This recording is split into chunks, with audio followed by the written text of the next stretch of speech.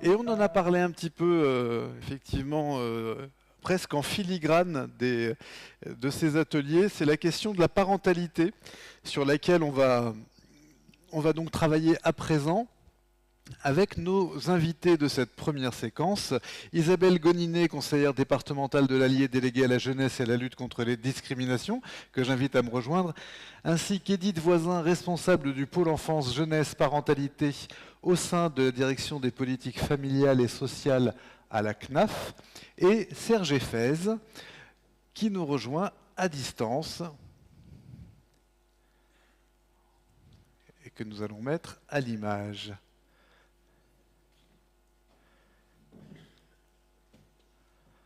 Bonjour.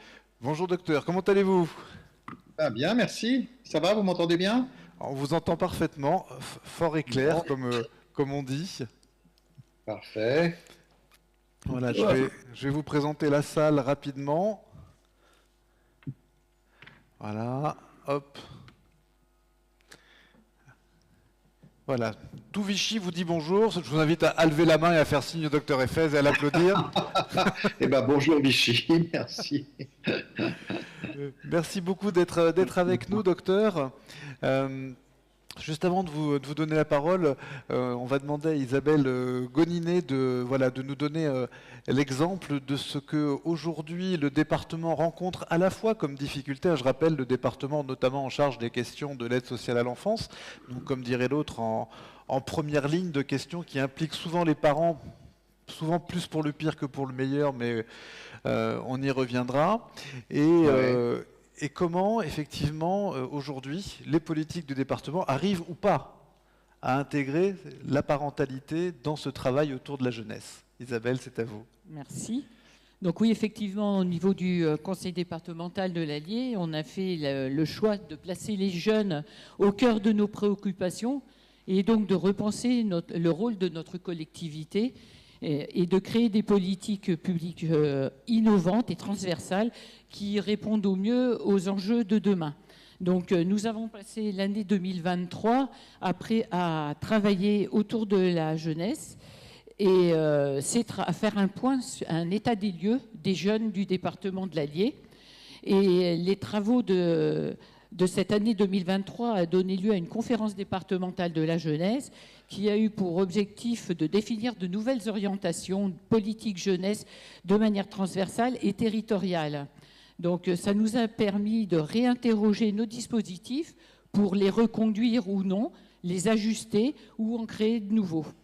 Donc nous avons donc tiré de cette conférence départementale de la jeunesse 5 axes dans un plan d'action, des jeunes, des jeunesses et des familles, afin de renforcer des actions à destination des parents, d'adolescents, avec des conférences, des rencontres, et de soutenir des porteurs de projets qui souhaitent s'engager dans la création d'un espace accueillant des jeunes et des professionnels, psychologues, associations d'addiction France, etc. Grandir et découvrir, étudier et se former, expérimenter, protéger, donc coordonner une instance regroupant les structures relevant du domaine de l'emploi, des formations et des apprentissages du logement.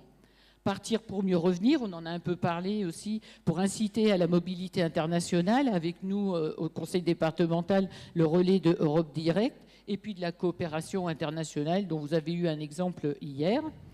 La prévention et la sensibilisation, piloter des actions de sensibilisation, de prévention en lien avec nos partenaires concernés, lutte contre le cyberharcèlement, la prévention santé, les addictions, et puis aussi le bien vivre en Bourbonnais.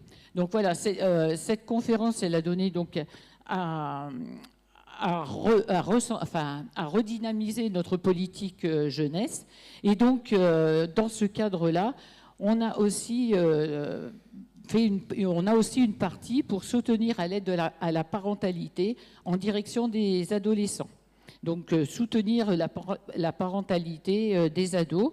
Donc, il y a un schéma départemental des services aux familles qui a été mis en place pour 2023 et 2026 autour de 3 axes. L'axe 1, adopter des modes d'action permettant de connaître et de prendre en considération les besoins exprimés par les familles. L'axe 2, promouvoir et améliorer l'accès aux offres existantes, poursuivre le développement quantitatif et qualitatif des modes d'accueil des jeunes enfants. Et puis l'axe 3 sur lequel on va beaucoup s'appuyer et travailler, c'est définir les priorités des développements de l'offre, de l'accompagnement à la parentalité et de renforcer le maillage des offres.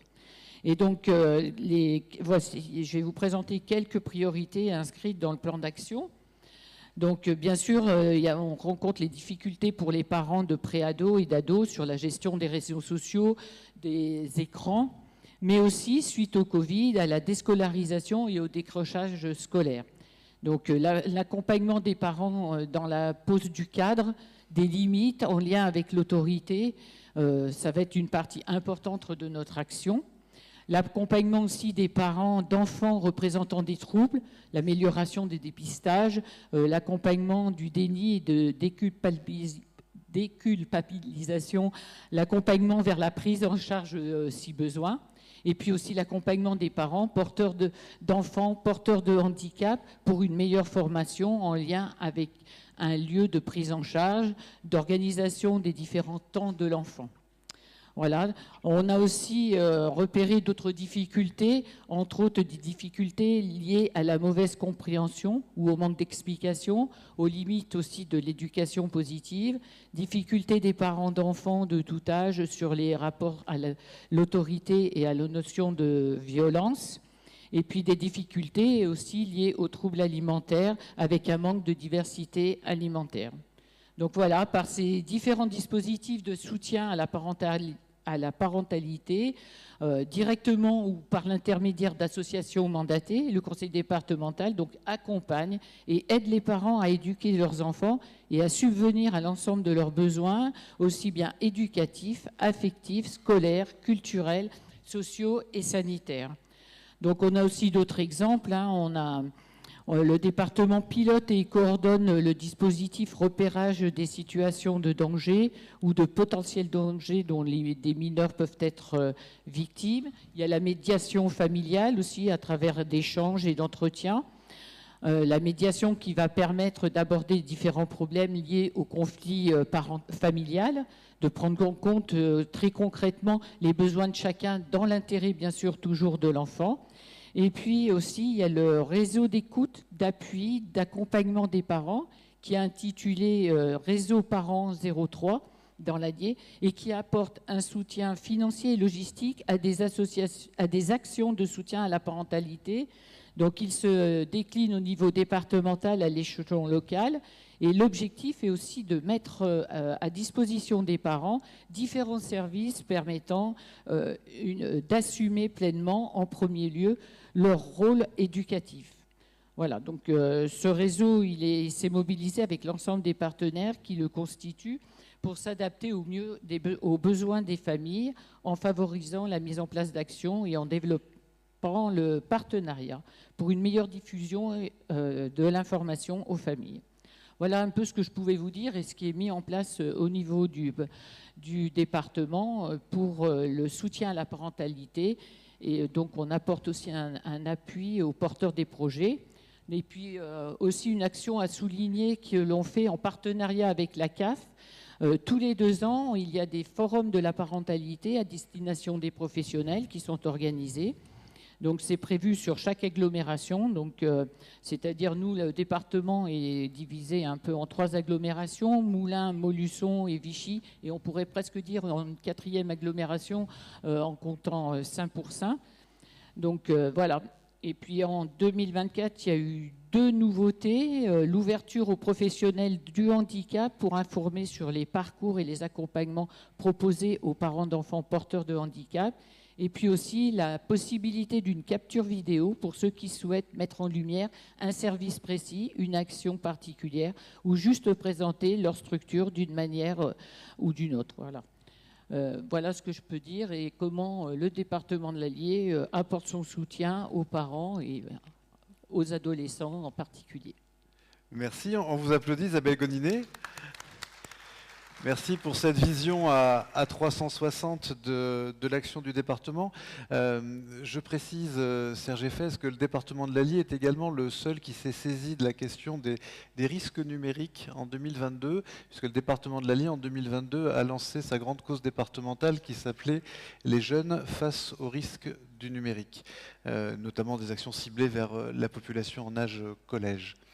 Voilà, Serge Effès, donc je rappelle que vous êtes coprésident de la commission parentalité qui est née sous les auspices des émeutes, on va appeler ça post-Naël, dans une version un peu hard, Aurore Berger, puis reprise par Sarah El Haïry dans une vision peut-être un peu plus soft. On en est où aujourd'hui des travaux de cette commission que vous coprésidez avec Hélène Roch? Tout à fait. Bah, écoutez, c'est en cours. On s'est réunis encore hier. On travaille beaucoup, on travaille d'arrache-pied, dans des conditions qui ne sont pas très faciles et pas très sereines, parce que ça fait 3 fois qu'on change de ministre en moins d'un an, que en plus les changements de ministre, ça fait des espèces de trous qui durent un mois, voire plus d'un mois, sans ministre. Il faut savoir que quand on n'a pas de ministre, on n'a plus rien. On n'a plus de secrétariat, on n'a plus de ligne Internet, on n'a plus de directeur de cabinet, on n'a plus rien. Donc, on est un peu comme des petits orphelins qui doivent se débrouiller tout seuls. Mais on tient bon parce qu'on est un groupe que je trouve formidable, un groupe pluridisciplinaire où il y a des sociologues, des gens qui travaillent en entreprise, des profs, des proviseurs de collège, des philosophes, des psychiatres, bien évidemment, et j'en oublie sûrement, des économistes. Et donc, c'est très intéressant de croiser nos savoirs pour essayer de circonscrire cet objet un petit peu complexe qu'est la parentalité, et surtout ce qu'on peut appeler soutien à la parentalité. Parce que, comme vous l'avez dit, je crois que la façon dont s'est jouée la mise en place de cette commission en a dit long sur la façon dont on pouvait considérer ce qu'était le soutien à la parentalité. Et on voit que quand on parle de ça, on peut parler de choses qui sont à 180 degrés l'une de l'autre. Vous savez, moi, pour vous dire quelques mots sur mon parcours et sur ce qui fait qu'on m'a demandé, j'étais très fier qu'on me demande de présider, de coprésider cette commission, c'est que depuis que j'ai commencé la psychiatrie, et ça fait longtemps maintenant, ça fait une bonne quarantaine d'années, je me suis intéressé à la famille. C'est-à-dire que par un certain nombre de lectures, un certain nombre de gens que j'avais rencontrés, j'ai très vite compris qu'on ne pouvait pas s'occuper d'un enfant malade, on ne pouvait pas s'occuper d'un jeune qui a des difficultés, si on ne travaillait pas en même temps avec son groupe le plus naturel, que sont ses parents et sa famille. Et qu'il y avait quelque chose de tout nouveau qui arrivait des pays anglo-saxons à ce moment-là, qui s'appelait la thérapie familiale. Et d'emblée, j'ai trouvé ça extraordinaire parce qu'on sortait de la position accusatrice vis-à-vis des parents. Si cet enfant a tel et tel problème, c'est que vous avez fait mal, c'est que vous l'avez mal élevé, ou que vous avez tellement de problèmes psy vous-même que vous les transmettez consciemment ou inconsciemment à votre enfant. Et donc, la meilleure chose qu'on puisse faire, c'est vous séparer de cet enfant pour pouvoir le soigner. Or, très vite, je me suis aperçu avec d'autres que ça ne marchait pas très bien, ça. Et que ce qui marchait beaucoup mieux, au contraire, c'était d'inclure les parents et les processus de parentalité dans la prise en charge de ces jeunes. Et je n'ai eu de cesse tout au long de ma carrière de développer dans tous les services des unités pour les familles, pour les parents, des unités de prise en charge. C'est-à-dire avec un état d'esprit un petit peu différent. Les parents, ils ont toujours été reçus dans les services de santé mentale des jeunes, mais c'était pour retracer un petit peu l'histoire de l'enfant, pour retracer avec les parents tous les éléments, si vous voulez, de la biographie de cet enfant, pour leur laisser entendre toutes les choses qu'ils ne faisaient pas très bien ou qu'ils avaient mal fait vis-à-vis de cet enfant, et pour leur laisser entendre qu'il fallait laisser l'institution travailler. Donc, mon souci était au contraire d'inverser cette vapeur-là, si je peux dire, et de partir de l'idée qu'il y a une compétence des parents, que cette compétence peut être mise à mal à certains moments de l'évolution de la famille parce qu'il y a des deuils, parce qu'il y a des séparations, parce qu'il y a des transplantations, parce qu'il y a un chômage chez un des parents, enfin peu importe. Tous les événements de la vie font que la famille peut se trouver en difficulté et que les processus de soutien s'enrayent. Et donc, comment est-ce que on va redonner à ces parents l'idée qu'ils sont les plus compétents pour s'occuper de l'enfant au lieu de les renvoyer à une incompétence ou à un mal-faire? Et ça a été vrai dans toutes les institutions où j'ai pu évoluer, que ce soit la PJJ par exemple. J'ai été longtemps psychiatre de PJJ avec des familles évidemment, comme vous le savez, très en difficulté, que ce soit l'ASE, que ce soit un certain nombre d'institutions, ou les institutions de soins, ou les institutions médico-sociales.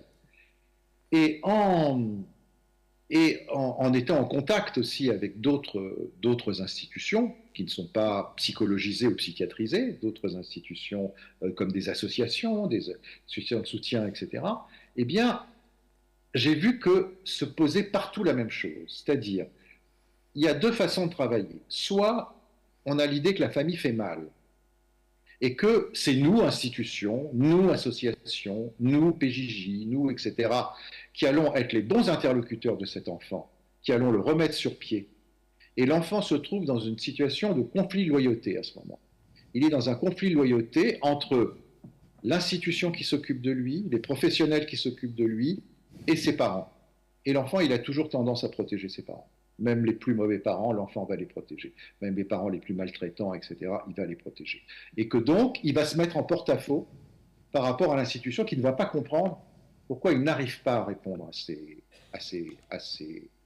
ses besoins, enfin à leurs demandes en tout cas, et à tout ce qu'il lui propose. Alors, il s'est passé quelque chose de tout à fait analogue au moment où on a mis en place cette foutue commission, c'est-à-dire Aurore Berger, puisque c'était elle, m'a tendu un beau siège doré en disant « Moi, je connais vos travaux sur la famille, donc j'ai envie que vous travailliez sur cette notion de soutien à la parentalité et comment mettre en place une politique de soutien à la parentalité qui n'existe pas suffisamment en France pour développer cette idée justement du partenariat. Vous parliez, madame, de partenariat tout à l'heure, et c'est vraiment le mot auquel je tiens le plus, c'est-à-dire les parents partenaires des systèmes de réponse aux soucis que les parents peuvent rencontrer, partenaires et non pas de simples usagers, mais des partenaires. Donc, comment est-ce qu'on allait pouvoir travailler là-dessus? Et le lendemain, ou quelques jours après m'avoir mis à cette place-là, j'entends des déclarations autour de il faut faire des travaux d'intérêt généraux pour les parents défaillants, il faut donner des amendes aux parents qui ne remplissent pas leur mission, c'est-à-dire quelque chose qui est exactement à l'opposé de ce que nous souhaitions développer dans cette commission, parce qu'on a choisi, Hélène Roch et moi, des gens avec qui on est en intelligence, disons, par rapport à notre façon de voir les choses, qui étaient exactement à l'opposé de ce qu'on pouvait souhaiter. Donc il s'est passé, comme vous le savez, des gens qui ont quitté la commission, oui. Qui ont décidé de ne pas participer à cette... Enfin, bon, ça a commencé vraiment sur un clash qu'on a eu un petit peu de mal à remonter au début, qu'on a remonté. Effectivement, Sarah El Haïry a relancé un petit peu la chose sous des meilleurs auspices. Et puis là, à nouveau, on est un peu entre deux. Mais en tout cas, sans vous dévoiler évidemment le contenu de tout ce qu'on va proposer comme mesure pour soutenir la parentalité, il nous apparaît très clairement qu'il faut pouvoir tenir dans un même mouvement tous les lieux où les parents sont des parents. C'est-à-dire, c'est pas chez eux que les parents sont des parents en famille autour de la table de la salle à manger, mais c'est partout. Les parents, ils sont parents dans l'entreprise, ils sont parents à l'école, ils sont parents dans la ville et dans les territoires de la ville, ils sont parents évidemment quand il y a besoin dans le domaine de la santé mentale qui est le mien ou celui de la justice. Et je dois dire qu'on a deux juges d'enfants, un juge aux affaires familiales qui travaille avec nous, qui sont absolument formidables dans la façon dont ils envisagent tout ça. Et c'est comment on ne va pas travailler en silo, c'est-à-dire on ne va pas réformer chacune de ces grandes institutions, mais on va réfléchir à tout ce qui peut les faire travailler ensemble. Par exemple, comment on fait travailler l'école avec l'entreprise? Comment est-ce qu'on soutient dans l'entreprise un certain nombre de mesures qui vont permettre aux parents de rester des parents dans l'entreprise et d'exercer leur fonction parentale tout en étant dans l'entreprise, en ne mettant pas l'entreprise en difficulté. Par exemple, une journée pour les parents pour la remise des bulletins scolaires, par exemple. Enfin, je vous en donne, hein, mais on en a beaucoup de ce type. Comment l'école devient plus accueillante pour les parents? Est-ce qu'on peut imaginer une salle des parents dans chaque école, comme il y a des salles des professeurs, où les parents pourraient voilà, être libres de venir, de la prendre en possession et d'être plus proches du lieu où vivent leurs enfants. Bon, je m'arrête là parce que sinon je vais vous décliner toutes les mesures auxquelles on peut penser. Mais en tout cas, je dirais que l'esprit de ces mesures, c'est vraiment de potentialiser, c'est-à-dire de mettre en connexion, de mettre en relation un certain nombre de lieux et un certain nombre d'institutions qui participent de ce soutien à la parentalité. L'autre question, c'est est-ce qu'on pense à des politiques plutôt universelles ou plutôt ciblées? Ça aussi, c'est une grande question. Donc, évidemment, on est du côté d'un universalisme, mais d'un universalisme qui va être évidemment ciblé différemment selon les situations sociales des familles. Les familles monoparentales sont très sous le feu des projecteurs à l'heure actuelle parce qu'on se rend compte qu'elles constituent une part non négligeable des familles, puisque c'est 30% des familles à l'heure actuelle, et même plus dans certains lieux et dans certaines villes, que c'est des familles qui cumulent pour beaucoup un certain nombre de difficultés sociales. Donc là aussi, quelles sont les mesures spécifiques qu'on peut imaginer pour les familles homoparentales? La famille, ça n'est plus une PME comme c'était papa, maman et des enfants. C'est devenu bien d'autres modes de faire famille et d'être en famille. Quelle place dans les recompositions familiales pour les beaux-parents, les beaux-pères, les belles-mères, etc., qui ont largement autant d'importance pour l'enfant que les parents qui ont établi avec lui un lien de parenté? Comment est-ce qu'on les intègre dans les dispositifs de soutien? Qu'est-ce qui relève du soutien à la parentalité à proprement parler et qui relève d'autres mesures? Quand on a parlé des parents défaillants et des travaux d'intérêt généraux pour les parents défaillants, qu'est-ce qui est apparu quand même à ce moment-là? C'est que la plupart des jeunes qui avaient été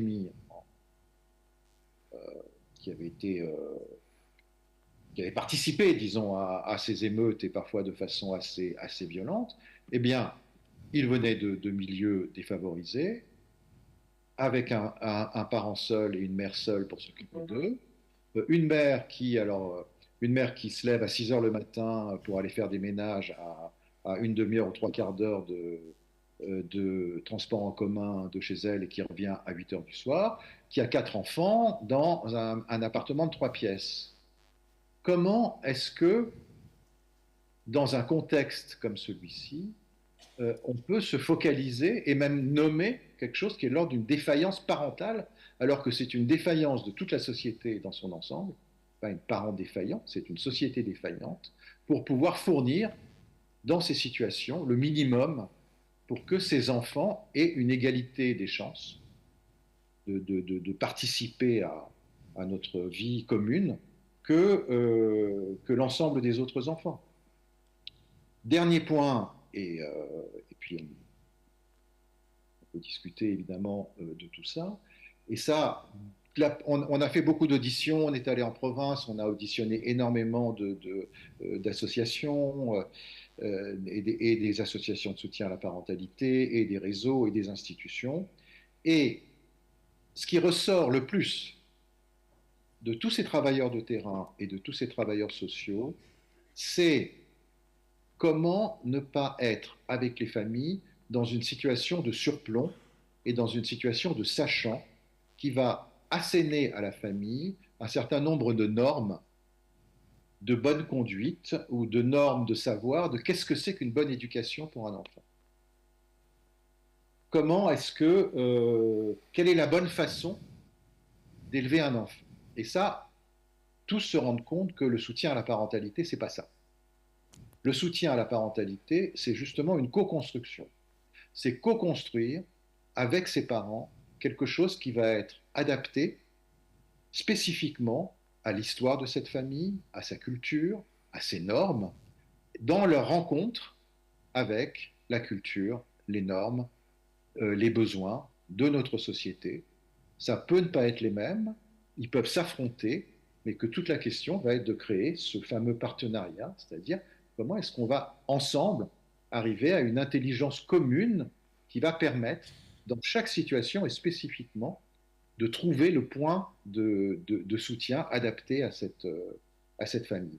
Et ça demande évidemment du temps, ça demande du savoir-faire, mais tous les intervenants qui nous ont parlé de ça nous ont dit à quel point c'était beaucoup plus positif et beaucoup plus riche pour eux de mettre en place ce type de travail et beaucoup plus gratifiant pour eux et pour la famille, bien évidemment, dans le même temps. Voilà, j'aurais des milliers de choses à vous dire, mais peut-être je m'arrête là et puis on voit dans la discussion comment ça... Avec plaisir. C'est vrai qu'on a beaucoup parlé pendant la journée d'hier et ce matin des compétences psychosociales que doivent développer et renforcer les professionnels de la jeunesse. J'avoue ne pas toujours très bien savoir de quoi il ressortit, mais sur la question de la parentalité, souvent les professionnels de jeunesse se retrouvent dans ce triangle, hein, qui est parfois en opposition, parfois pas, mais à faire de la médiation familiale ou à essayer de faire revenir les parents dans le dialogue, ou alors arriver à faire en sorte que l'ado souvent tolère que ses parents fassent partie d'un trilogue. C'est quoi les compétences, quel chemin voire de formation même à un moment donné, et quels sont les skills, les savoir-faire ou les savoir-être que doivent arriver à développer ces professionnels qui sont, comme on le sait, toujours en première ligne? Oui, bah, effectivement il y a un savoir-être, déjà, c'est mieux. Et puis il y a des savoir-faire. Les savoir-faire, par exemple, la médiation développe un savoir-faire pour être dans une position où les différents partis auxquels on a affaire dans une médiation, que ce soit un couple qui se sépare ou la difficulté d'un enfant avec son milieu, avec ses profs à l'école, etc., où on est dans une position de ne pas prendre parti et on est dans une position de faire en sorte que chacun puisse écouter l'autre, chacun puisse se mettre à la place de l'autre, chacun puisse développer, on parle beaucoup de l'empathie et des formations à l'empathie aujourd'hui, mais c'est bien de ça dont il s'agit, que chacun puisse se projeter dans l'univers interne de l'autre, dans ses normes, dans sa vision de ce qu'est le juste et le vrai pour lui, pour pouvoir trouver une vérité, un ajustement intermédiaire entre les différents interlocuteurs. Et ça, il faudrait que ça fasse partie de la formation, je crois, de tous les intervenants qui ont affaire avec des jeunes. Merci beaucoup, docteur. Si vous le permettez, on vous garde. On va écouter Edith Voisin Oui. de la CNAF, au motif qu'une politique familiale est toujours aussi une politique de jeunesse et inversement. Une politique de jeunesse est toujours une politique familiale. Donc on vous écoute et puis ensuite on donnera la parole à la salle et je pense qu'ils auront des questions pour vous, docteur. Bonjour à toutes et tous, merci pour cette invitation. Donc moi je vais vous présenter un petit peu l'action de la branche famille sur le champ de la parentalité, en sachant que le soutien aux parents constitue une de nos ambitions majeures pour la Convention d'objectifs et de gestion 2023-2027. C'est une des 10 ambitions majeures de cette COGE, donc c'est vraiment un sujet important pour nous. La branche famille est, je ne sais pas si vous le savez tous, mais c'est vraiment un acteur important du soutien à la parentalité. Et son action se caractérise vraiment par une approche qui est préventive, universaliste, dans une logique d'investissement social. C'est-à-dire que l'objectif, c'est pas de soutenir de travailler sur le thérapeutique, enfin d'être sur le thérapeutique, mais vraiment sur l'approche préventive, donc de dépenser de l'argent, un peu d'argent, pour éviter d'en dépenser beaucoup plus après, lorsque les choses ou les situations seront plus dégradées.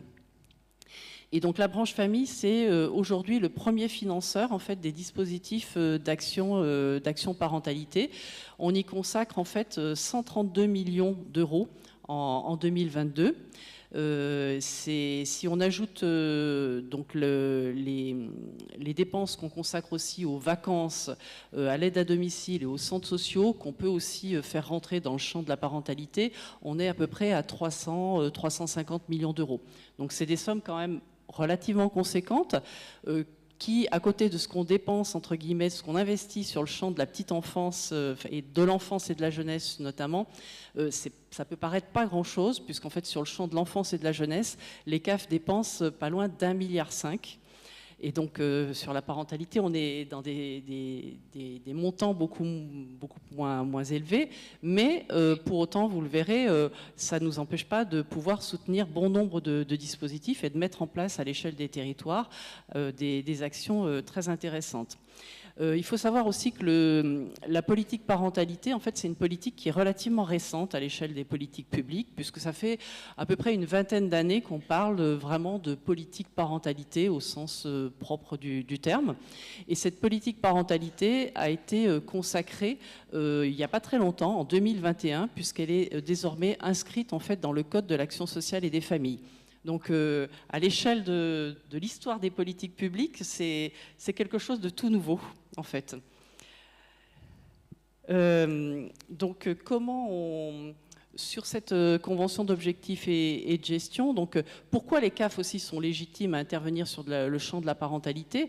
C'est parce que les CAF connaissent les familles en fait, et les CAF connaissent la plupart des familles, puisqu'elles versent des prestations familiales, des prestations sociales, et les CAF aussi connaissent aussi des jeunes qui vivent pour une grande partie dans leur famille, mais qui peuvent aussi être autonomes, puisque les CAF en fait connaissent aussi 2 jeunes sur 3. Donc soit parce qu'ils sont la plupart du temps bénéficiaires de prestations familiales, et pour un tiers d'entre eux parce qu'ils sont autonomes et que les CAF donc leur versent des allocations, des aides au logement la plupart du temps.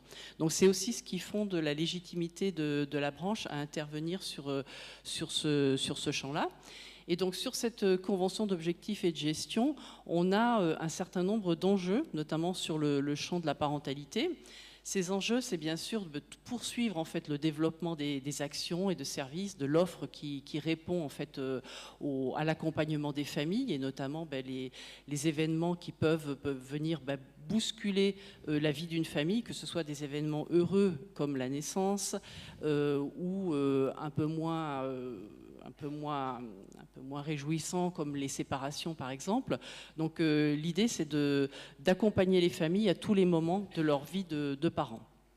Donc poursuivre le développement de l'offre et des services, améliorer aussi le maillage territorial en fait de ces offres et de ces services.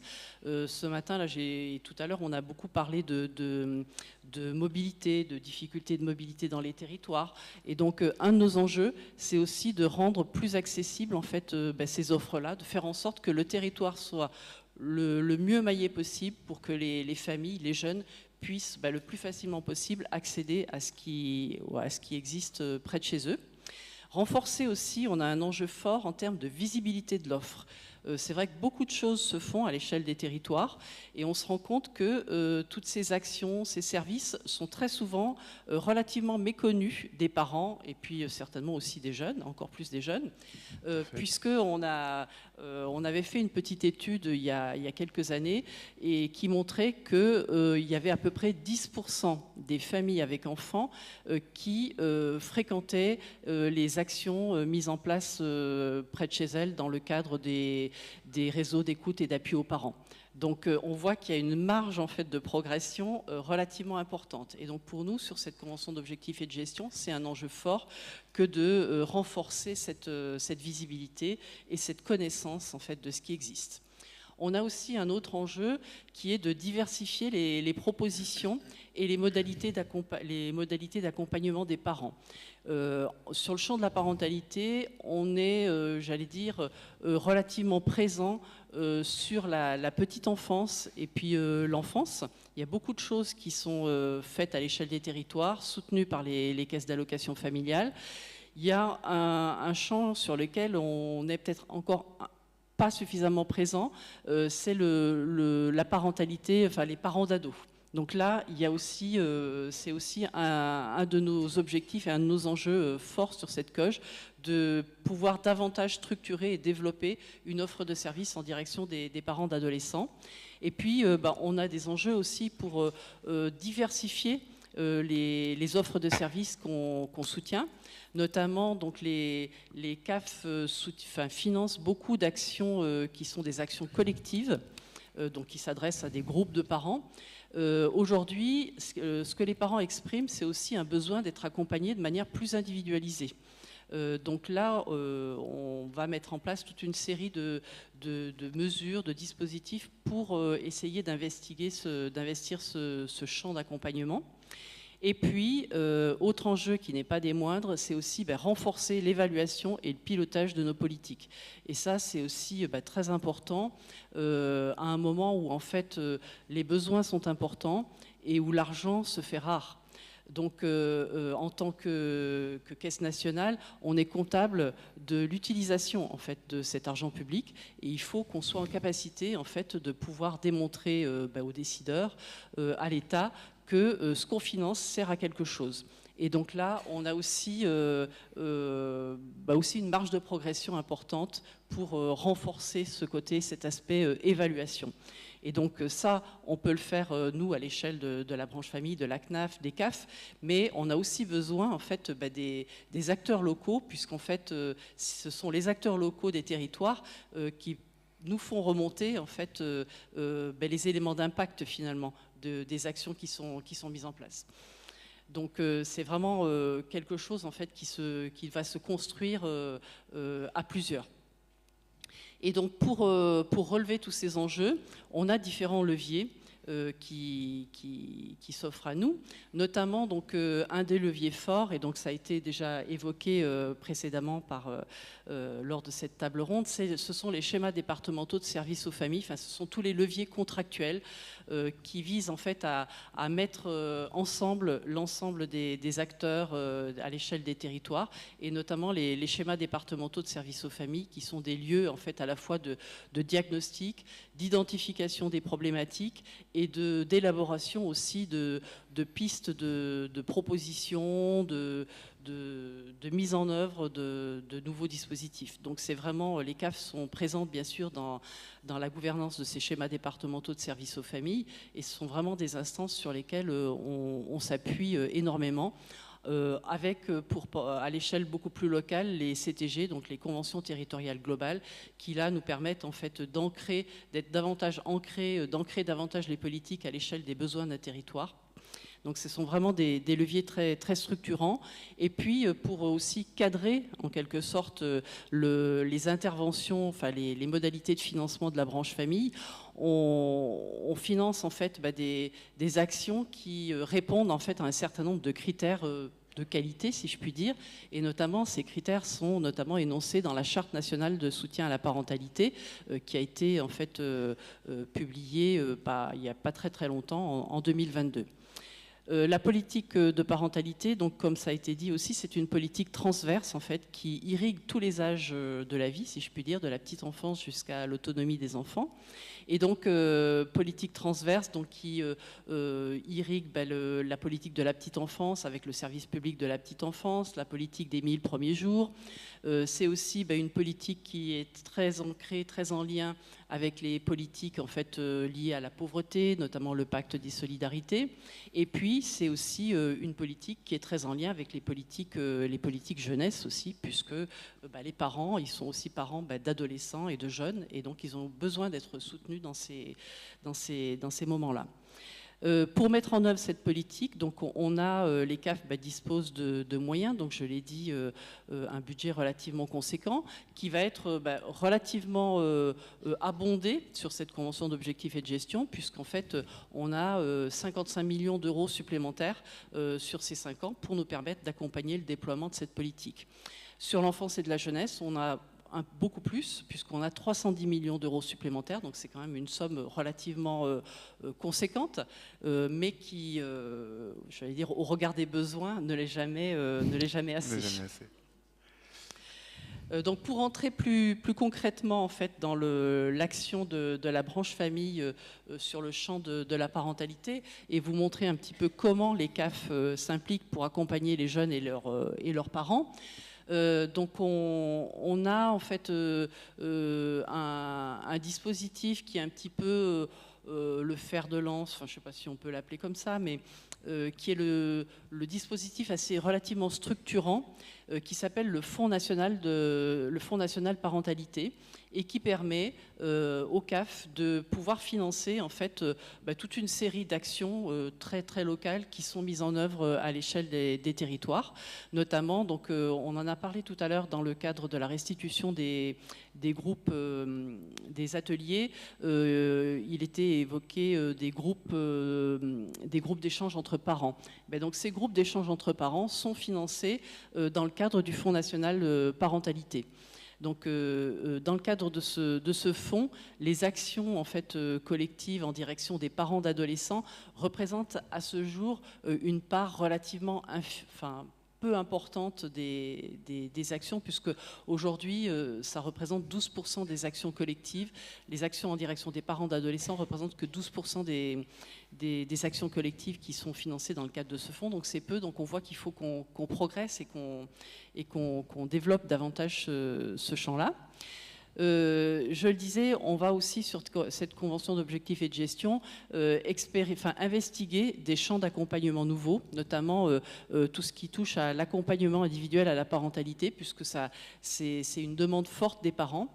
Et donc on a déjà commencé à mettre en place sur une dizaine de territoires une offre de services en fait, qui vise à proposer en fait, aux parents d'offrir aux parents la possibilité d'avoir en fait quelques entretiens individualisés avec un professionnel de la parentalité pour pouvoir évoquer des sujets sur lesquels ils peuvent se sentir en difficulté. Donc ça, c'est quelque chose de tout nouveau qui est mis en place, qui se met en place progressivement sur 10 départements.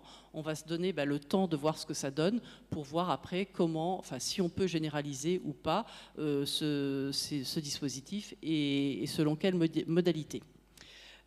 Parmi aussi les choses qu'on souhaite promouvoir et développer, il y a aussi le développement des lieux ressources parentalité à l'échelle des territoires. Donc ces lieux ressources, ça peut être des maisons des parents, des maisons des familles, des espaces parents. C'est des lieux en fait où les familles peuvent trouver, rassemblées dans un lieu unique, une réponse globale à l'ensemble des problématiques qu'elles peuvent rencontrer. Donc dans ces lieux, il peut y avoir un lieu d'accueil enfants-parents. Ces lieux peuvent aussi promouvoir des groupes de parole entre parents. Il peut y avoir un service de médiation familiale, par exemple. Donc notre objectif, c'est de faire en sorte que à l'issue de la COG, tous les départements puissent être dotés au moins de 2 lieux ressources par département. On investigue aussi des champs en fait, qui visent à accompagner les conflits familiaux, les ruptures, les situations de mal-être. Et donc notamment, Monsieur Efes parlait tout à l'heure de la médiation familiale. Les CAF en fait financent donc les services de médiation familiale. On en finance plus de 270 en France. Et dans ces services de médiation familiale, on vient de retravailler le référentiel, en fait, le référentiel de financement, où on va mettre un peu plus le focus sur la diversification, en fait, des situations de médiation familiale. Jusqu'à présent, l'essentiel, en fait, des médiations familiales, ce sont des médiations qui tournent autour de l'accompagnement des séparations.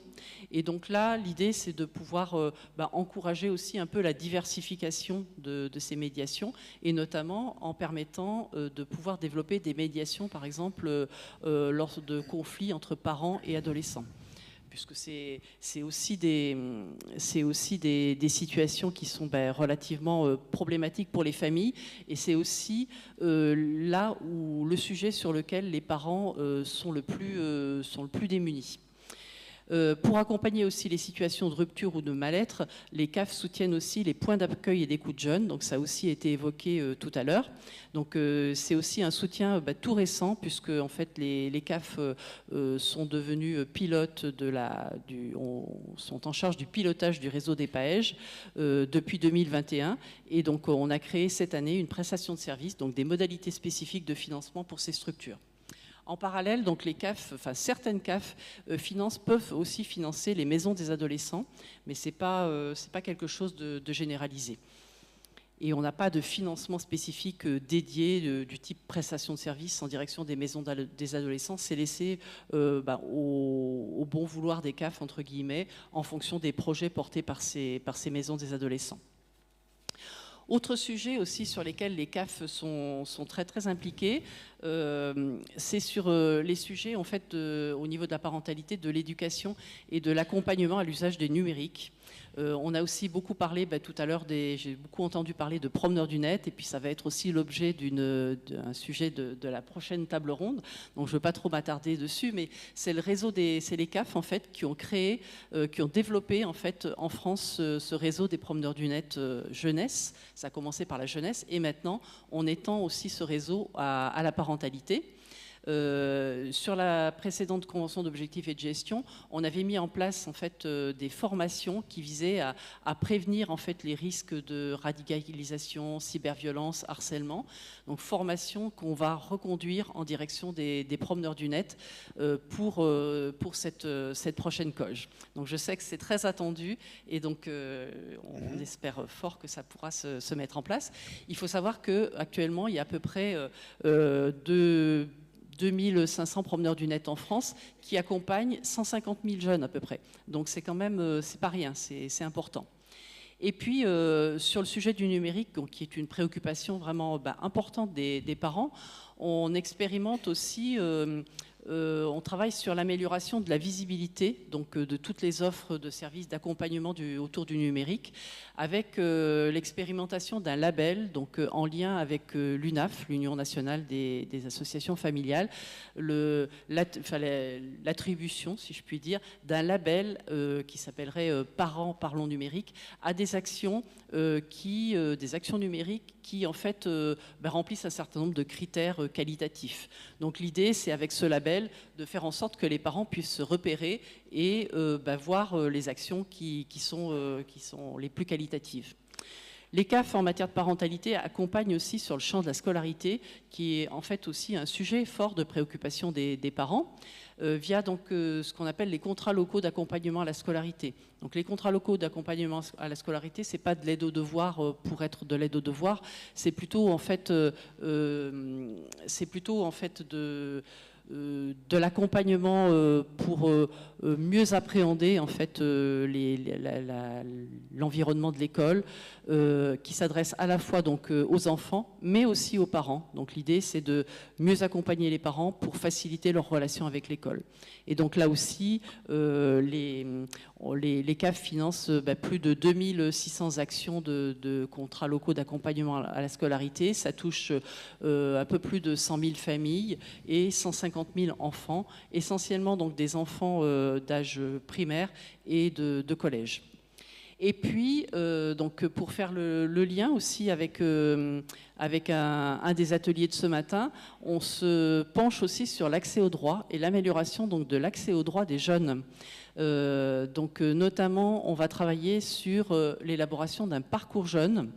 D'un parcours qui viserait en fait à mieux accompagner les jeunes à la fois dans leurs droits et puis aussi dans leurs devoirs, en proposant en fait, valorisant en fait toutes les offres de services qui peuvent exister pour eux dès 16 ans, et en ayant aussi des parcours un peu plus attentionnés pour des jeunes qui sont dans des situations un peu particulières ou un peu plus compliquées, comme les jeunes sortant d'ASE notamment, les étudiants internationaux, les jeunes qui sont en situation de handicap.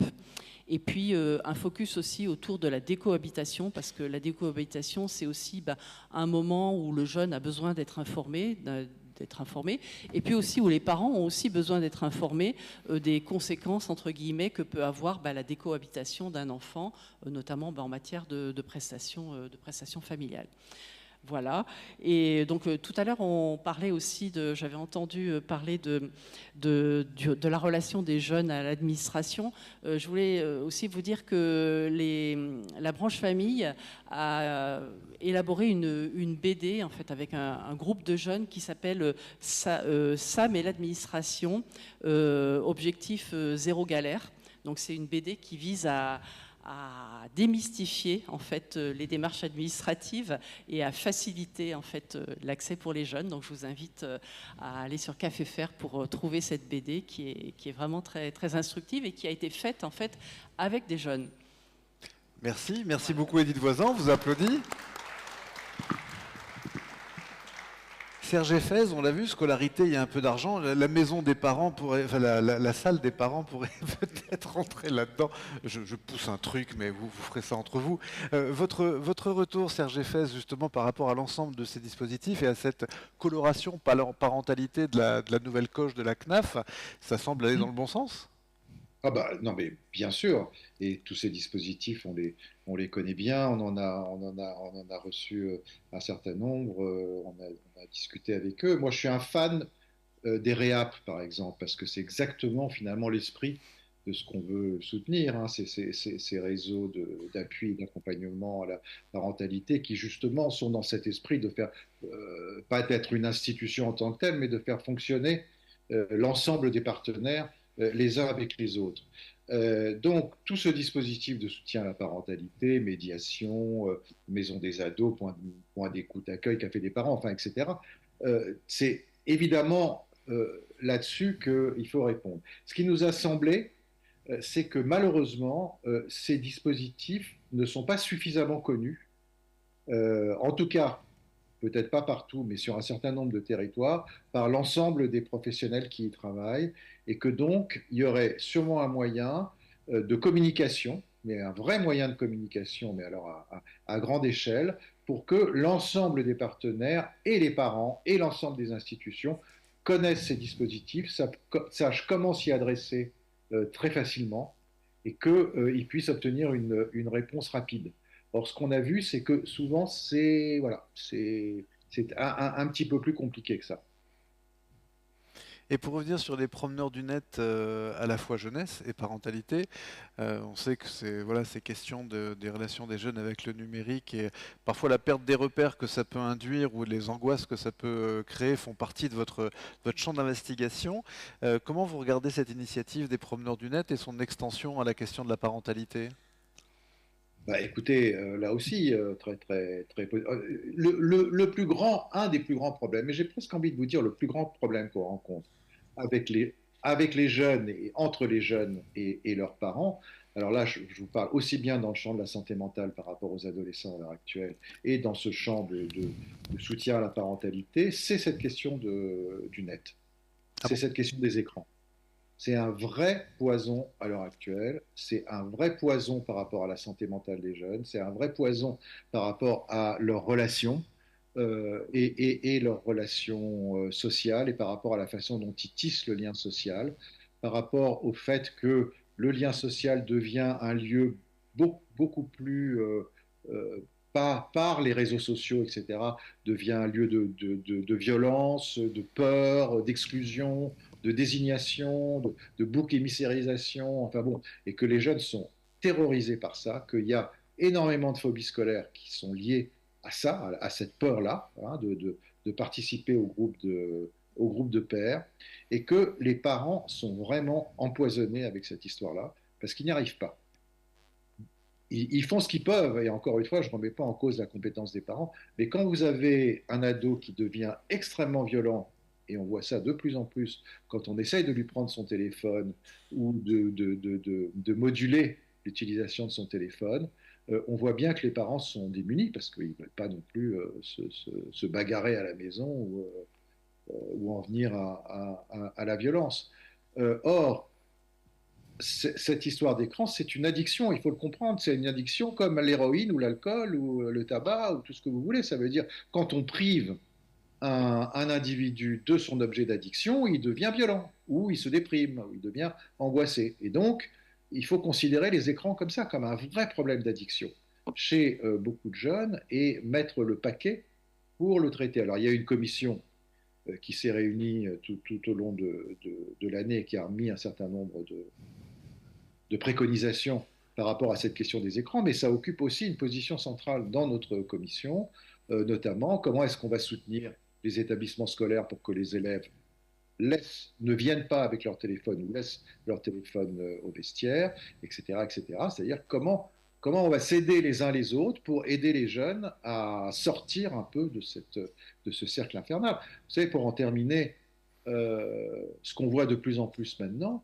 c'est des troubles autistiques, c'est-à-dire des troubles d'autisme, chez des enfants de moins de 3 ans qui ont été surexposés aux écrans. Et c'est une surexposition passive, juste parce que chez eux, ils sont assis des heures devant la télévision sans qu'on pense que ça puisse leur faire du mal et qui développent des troubles autistiques. Donc il y a vraiment quelque chose à mettre en place urgemment autour de ça. Y compris avec les parents, parce que Serge Tisseron, que vous connaissez, témoignait l'an dernier devant notre assemblée d'un épisode où il avait demandé, il y avait un groupe de jeunes et de parents, enfin les parents étaient venus avec leurs enfants, et il avait demandé, bon les parents, qui dans cette salle trouve que ses enfants passent trop de temps sur Internet, sur son téléphone, et comme un seul homme, tous les parents avaient levé la main. Puis ensuite, il s'était tourné vers les jeunes et il avait dit vous les jeunes, qui d'entre vous pense que vos parents passent trop de temps sur leur téléphone? Et ils avaient tous levé la main. Merci infiniment. Mais d'ailleurs, on a un petit film, je crois, d'une opération soutenue par la CAF autour de ça, qui nous a été poussé par Addiction France. On va, si vous le voulez bien, le regarder pour terminer cette séquence.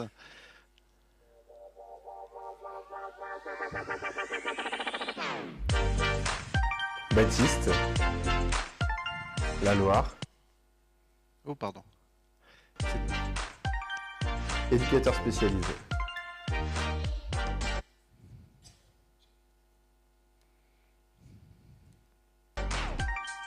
La CJC, ça veut dire consultation jeunes consommateurs. Donc le public cible, c'est les jeunes jusqu'à 25 ans et qui se posent des questions sur les consommations, les leurs ou celles de leur entourage. Totalement gratuit. Alors, ça peut être anonyme, on n'est pas obligé de donner son vrai prénom et son vrai nom. On peut donner un pseudo, ou on peut donner son nom et son prénom.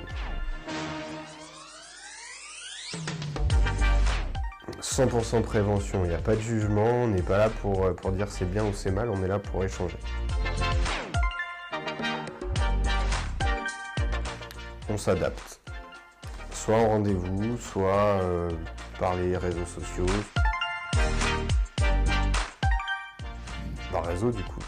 Snapchat, Instagram, Facebook, texto, appel téléphonique, mail. Alors on est situé au 12 rue de l'Imprimerie à Vichy, qui est juste derrière la gare.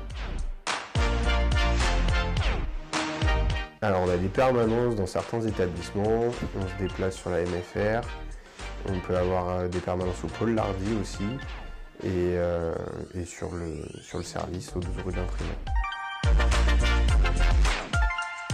qui souhaitent ou en ressentent le besoin, on est disponible au centre de soins à Vichy.